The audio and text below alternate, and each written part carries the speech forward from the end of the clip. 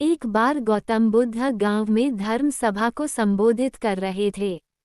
लोग अपनी समस्याओं को लेकर उनके पास जाते और उनका हल पाकर खुशी से वह लौट जाते। उसी गांव के रास्ते के किनारे एक गरीब बूढ़ा व्यक्ति भिक्षा मांगने के लिए बैठा रहता है और धर्म सभा में जाने वाले सभी लोगों को ध्यान से देखते रहता है।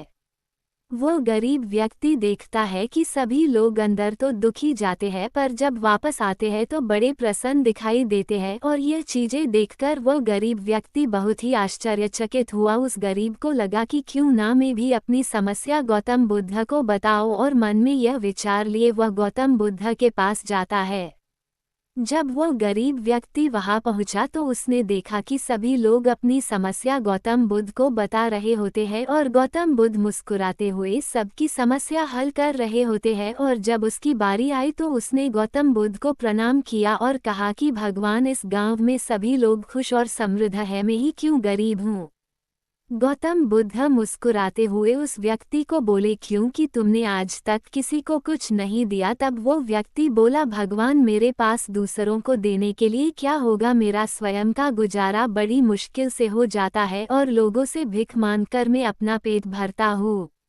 गौतम बुद्ध बोले, तुम बड़े अज्ञानी हो। ईश्वर ने बांटने के लिए तुम्हें बहुत कुछ दिया है और तुम्हें मुस्कुराहट दी है जिससे तुम आशा का संसार कर सकते हो, मुंह से अच्छे शब्द बोल सकते हो, दोनों हाथों से लोगों की मदद कर सकते हो। और ईश्वर ने जिसे ये तीन चीजें दी है वो कभी गरीब और निर्दयी नहीं हो सकता है। और निर्धन का विचार सिर्फ आदमी के दिमाग में होता है और यह एक भ्रम है, इसे दिमाग से निकाल दो।